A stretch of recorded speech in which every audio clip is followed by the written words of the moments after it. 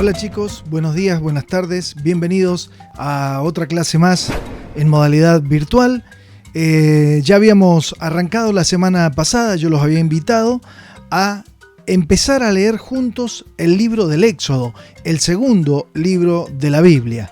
Habíamos terminado el libro del Génesis, que lo recorrimos durante la primera parte del año, y ahora a partir de estas clases arrancamos a leer el libro del Éxodo, ya metiéndonos cada vez más en esta historia del pueblo de Dios, que también es tu historia y que también es mi historia, como ya vamos a ir viendo más adelante. Les había invitado entonces a leer el capítulo 1 del libro del Éxodo, y yo les voy a ir haciendo una pequeña recapitulación para que ustedes lo recuerden.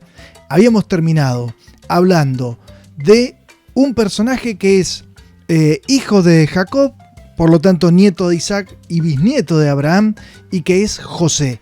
Con José termina el libro del Génesis. ¿Lo recordamos? José fue el hijo predilecto de Jacob. Por envidia, sus hermanos le vendieron a unos mercaderes cuando contaba 17 años de edad, y estos le condujeron a Egipto.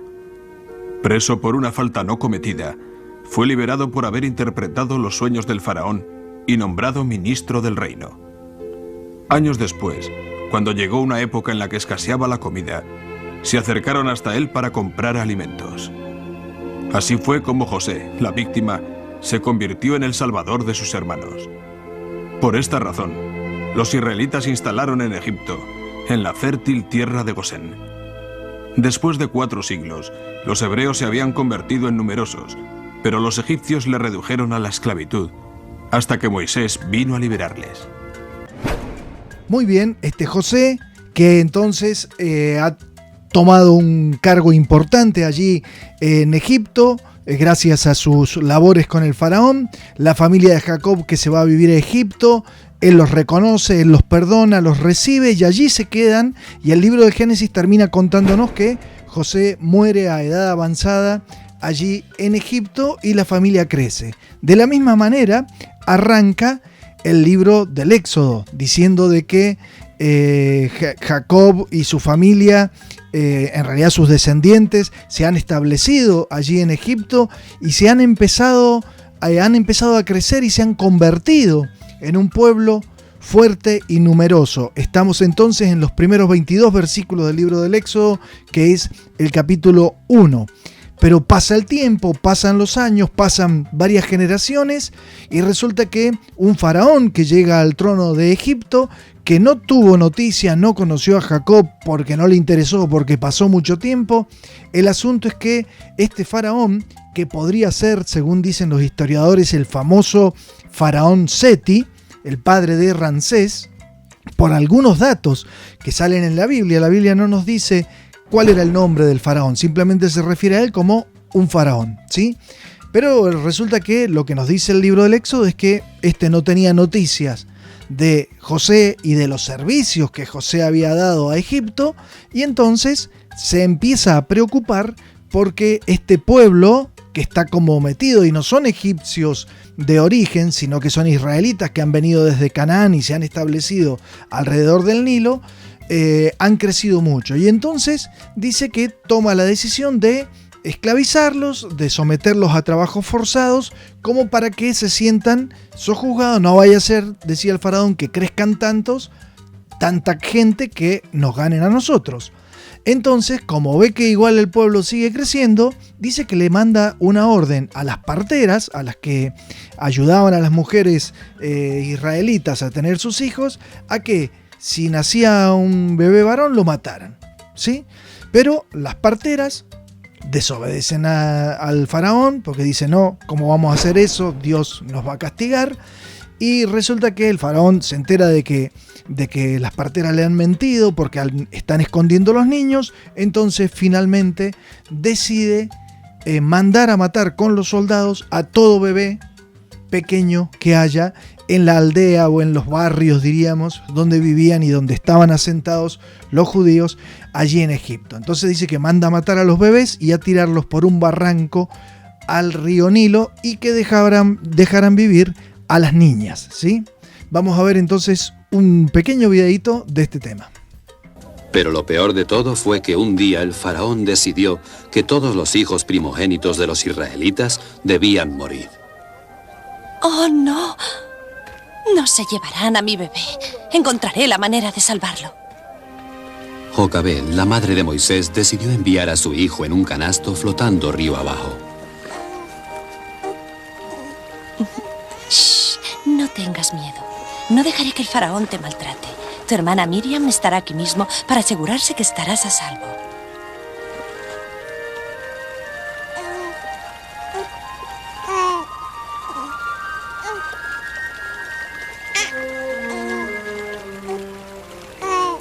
¿Qué es eso? ¡Un bebé! ¡Ah! El pobrecito necesita un hogar. Lo llevaré al palacio y allí me haré cargo de él. Perdón, princesa. Si usted necesita una niñera para el bebé, conozco una muy buena que vive cerca de aquí. Su nombre es Jocabed. Bueno, puedes traerla al palacio.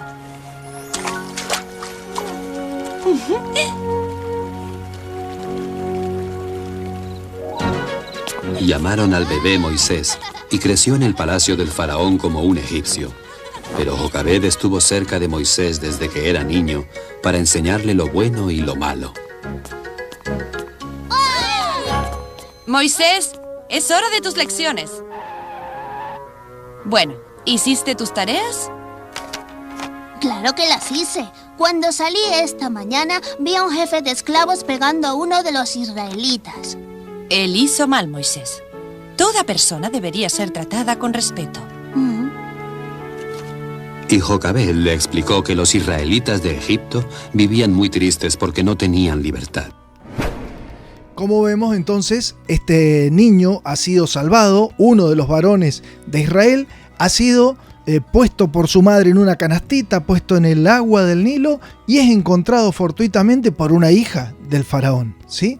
Esta chica lo adopta al bebé y busca una nodriza. Gracias a la inteligencia de la hermana de Moisés, la que hace de nodriza para ayudarlo a cuidar al niño es justamente su verdadera y propia madre, que calladita la boca ayuda a criar al niño y de paso lo cuida de cerca. Y el niño es criado en el palacio, ¿no? Y es criado allí como si fuera un egipcio más, pero aparentemente Moisés, por lo que deja entrever la Biblia, sabe de sus orígenes, porque de hecho, eso que decía el dibujito, de que la madre o el niño le contaba de que veía cómo los capataces a veces maltrataban a la gente, de hecho ocurre, dice que un día sale Moisés del palacio y que encuentra a un capataz golpeando a uno de su propio pueblo, o sea, a un judío, y entonces él, peleándose y forcejeando con este egipcio, con este capataz, lo mata, y cuando lo mata se asusta y lo esconde pensando que nadie se va a enterar, ¿no?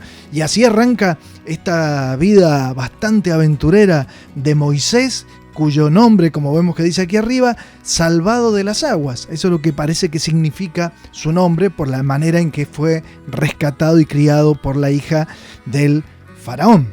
Pero bueno, esta cuestión que ocurre con el capataz llega a oídos del faraón, el faraón se enoja mucho y lo manda a buscar, y entonces Moisés se escapa al desierto y prefiere irse y dejar su cómoda vida en el palacio del faraón para finalmente llegar al desierto, bueno, y hacer vida nueva, habrá pensado Moisés. Y así es que nos encontramos de repente en la Biblia contándonos que Moisés se va a vivir al desierto, a una zona que se llama Madián, ¿sí? Allí en esa zona conoce a algunos pastores, conoce a un tal Jetro, que tenía varias hijas, se enamora de una de sus hijas, se pone a trabajar con este hombre, se casa con Sífora, la hija mayor de Jetro, y allí tiene incluso 2 hijos. Y bueno, y se dedica a la vida del pastor que cuida ganados allí a las orillas del desierto y cerca de alguna fuente de agua, ¿no? Mientras tanto, en Egipto, el pueblo seguía sufriendo la explotación y la esclavización a que lo sometía el faraón y sus capaces, los egipcios. Y la gente que no había abandonado la fe en el Dios de Abraham, Isaac y Jacob, seguía clamando a Dios cada día para que algún día los liberara y los llevara finalmente a la Tierra Santa, que era la tierra prometida por Dios a Abraham. Porque recuerden, 2 promesas le había hecho Dios a Abraham. ¿Cuáles eran? Descendencia, cosa que se había cumplido porque eran muchísimo un pueblo ya muy numeroso con muchísimos hijos, pero le faltaba la segunda promesa, que era la tierra, ¿sí? Esa tierra todavía quedaba lejos porque estaban en Egipto. Entonces clamaban a Dios para que de alguna manera Dios los liberara. ¿Y qué pasó con Moisés? Esto pasó. Hasta que un día Moisés estaba mirando hacia un rebaño de ovejas, arriba en la montaña, y fue allí donde vio una asombrosa señal.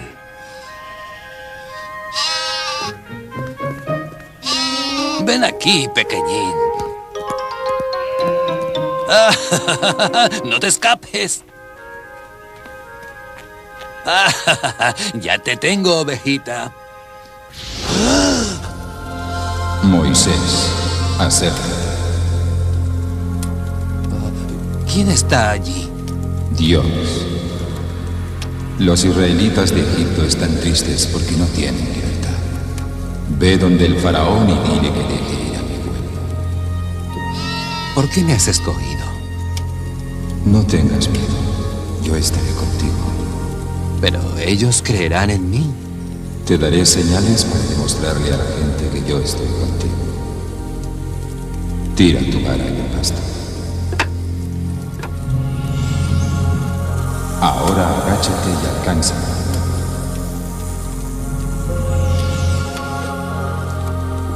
Confía en mí. La gente te creerá. Ahora ve.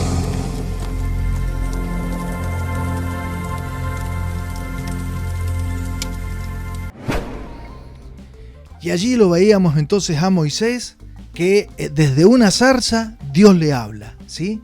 Dios le habla y le revela su nombre. Este temita es importante, voy a hacer una pequeña pausa acá. Nos dice la Biblia que cuando Dios llama a Abraham, esto está en el capítulo 3 del Éxodo, hay una charla y Dios, claro, le está pidiendo a Moisés todo lo que él no quería. Le está diciendo, tenés que volver a Egipto y tenés que hablar con el faraón. Imagínense el pobre Moisés que se escapó rápidamente para que el faraón no lo pillara. Y resulta que ahora Dios le está pidiendo que vuelva a Egipto a liberar a su pueblo de las manos de ese faraón que lo quería matar, ¿sí? Entonces empieza todo un diálogo entre Moisés y Dios, donde Moisés empieza como a poner trabas. Ya después voy a hacer que ustedes lo lean. Y en un momento Moisés le dice, bueno, pero ¿cómo te llamas? Porque me van a preguntar cuál es el nombre de ese Dios. ¿Y por qué esto? No es porque, o sea, Moisés sabía que había un solo Dios porque tenían esa fe, pero los egipcios no. Para los egipcios había decenas de dioses. Entonces dice, cuando yo vaya y le diga, mi Dios me manda, van a decir, ¿cómo se llama? ¿Qué nombre le digo? Y Dios le responde con este enigmático nombre, yo soy el que soy, ¿sí? Fíjense, es como si dijera, yo, Dios, soy el único que realmente soy. Vos me vas a decir, yo también, yo soy. Sí, pero yo soy porque Dios me ha creado y me sostiene en la existencia. Y todas las cosas existen porque Dios las sostiene en la existencia. El universo, la tierra, las estrellas, los animales, las cosas, las personas. Todos nosotros recibimos nuestra existencia, nuestro ser de Dios. Pero el único que es por sí mismo y no necesita ser ni creado ni sostenido por nadie es Dios. Eso significa yo soy el que soy. Que los judíos lo escribían con 4 letras. Y es raro porque son 4 letras consonantes. Y, H, W, H. Decime cómo se pronuncia. Es impronunciable. Y está bien, porque los judíos no pronunciaban el nombre de Dios. tenían tanto respeto por Dios y por su nombre que el nombre de Dios era impronunciable. Entonces cuando ellos están leyendo la Torá, la ley, la Biblia, y llegan a una parte donde aparece este nombre de Dios, hacen silencio y luego continúan, ¿sí? Más adelante se le pusieron vocales a este tetragrama, a estas 4 letras consonantes, y por eso es que nosotros decimos Yahvé. ¿Se acuerdan que yo les había hablado de que muchas veces aparecía como nombre de Dios el nombre Yahvé? Pero surge de estas 4 letras, que serían lo que Dios le dice a Moisés en forma de frase, o significaría entonces yo soy el que soy. Sería como un anagrama de yo soy el que soy. Muy bien, y entonces Moisés no le queda más remedio, a pesar de que decía que no sé hablar bien, que soy medio tartamudo, qué sé yo. Dios le dice, ahí va a salir a tu encuentro tu hermano, que estaba viniendo de Egipto a buscarlo porque lo extrañaba la familia Moisés, y él se pone en camino hacia el Nilo, hacia Egipto, se encuentra con su hermano y se va derecho. Primero a hablar con los ancianos de Israel para contarle, miren, me ha pasado esto, el Señor me ha llamado y me ha dicho que venga a ayudarlos a liberarse del faraón.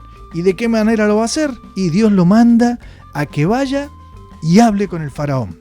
Un faraón que evidentemente no es Seti ya había muerto, sino que sería el hijo de Seti. Por lo tanto sería, como aparece en muchas películas que ustedes quizá han visto, sería el faraón Ramsés, ¿sí? Ramsés. ¿Por qué se saca esa conclusión? Y porque la Biblia dice que en esa época los judíos están construyendo una ciudad que se llama Ramsés, y el que mandó a construir esa ciudad es este faraón, llamado Ramsés II, ¿sí? Entonces, Moisés y su hermano Aarón se van a hablar con el faraón, y resulta que el faraón no era ningún blandito, no era ningún fácil, y entonces los saca corriendo, le dice, déjenme de molestar, váyanse. Entonces, ¿qué hace Dios? Dios empieza a mandarle signos al faraón, las famosas 10 plagas de Egipto, ¿sí? ¿Qué son? Y le decían al faraón, mira, si no nos dejas salir, Dios te va a mandar un signo para que te des cuenta que el único Dios que existe es el Dios de Israel, ustedes no tienen ningún Dios. Él decía, no, que... Bueno, Dios le mandaba una plaga. Entonces parecía que iba a aflojar el faraón, y el faraón se enojaba y se endurecía. Dios le mandaba la 2ª plaga, la 3ª plaga, la 4ª plaga, así un montón de plagas. ¿Cuántas plagas? 10, miren.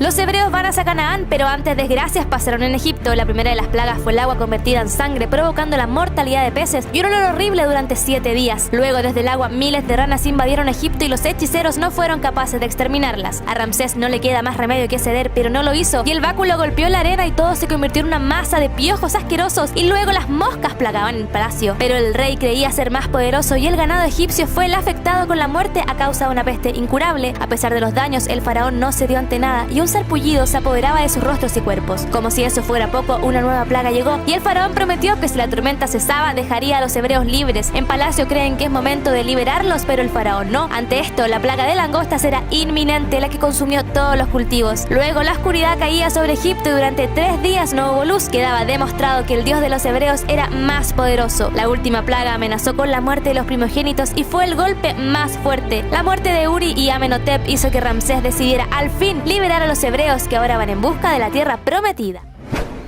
Y ahí veíamos entonces las 10 plagas. La última plaga, cuando ya parecía que no había manera, fue la plaga que se conoce como la muerte de los primogénitos de Egipto, ¿sí? Pero que estuvo precedido por otro hecho muy importante para el pueblo de Israel. Dios le manda a decir a Moisés de que la noche antes a que vaya a ocurrir esta plaga, que definitivamente iba a hacer que el faraón terminara aflojando y dejándolos ir, que la noche antes buscaran un cordero, lo mataran y celebraran lo que va a ser la primera Pascua. Pascua significa paso, ¿sí? Y en esa primera Pascua ellos dicen que tenían que marcar los dinteles de la puerta con sangre y comer, estar preparados ya para salir de viaje rápido, de pie, comer esa comida esa cena porque en cualquier momento se iban de Egipto, ¿sí? Y que a partir de ahí, todos los años, por todo el tiempo siguiente, iban a tener que festejar la Pascua. Ojo, que de ahí viene nuestra Pascua cristiana. Ya vamos a ver de qué manera vinculamos las dos. Pero estamos hablando de la Pascua judía. Entonces, cuando los judíos cada año celebran la Pascua, ¿qué recuerdan?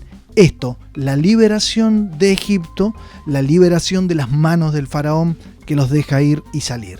Y efectivamente, cuando pasa esta Pascua, el faraón queda destruido anímicamente y los deja ir. A tal punto los deja ir que dice que la gente, los egipcios les regalaban cosas para que se fueran. Y así salieron por el camino y empezaron a marchar hacia el desierto, hacia la tierra prometida. Imagínense caminando en esa época con todas sus pertenencias, con los niños, con los ancianos y con Moisés adelante caminando. Muy bien, el camino iba a ser largo. Imagínense que estamos hablando de Canaán, tenían que llegar a la zona de Canaán. Allá es la tierra prometida, allí es la tierra santa, ¿sí? Pero el camino no fue el directo por el norte, que sería la flecha verde esta que ustedes ven acá arriba, sino que empezaron a caminar sin saber bien por dónde ir y se dirigieron caminando hacia lo que era el Mar Rojo, esperando ver un lugar por el cual pasar. Pero Dios les decía, tranquilos que yo los acompaño, y de hecho los acompañaba con una gran nube de fuego que los iba como acompañando de noche y de día, ¿no? Con un gran signo por el desierto, y ellos siguen caminando. ¿Qué pasó? De repente el faraón parece que lo pensó 2 o 3 veces y dijo, no, esto no puede ser así, no puede ser que yo, el faraón de Egipto, me haya hecho vencer por un Dios invisible, por esta gente.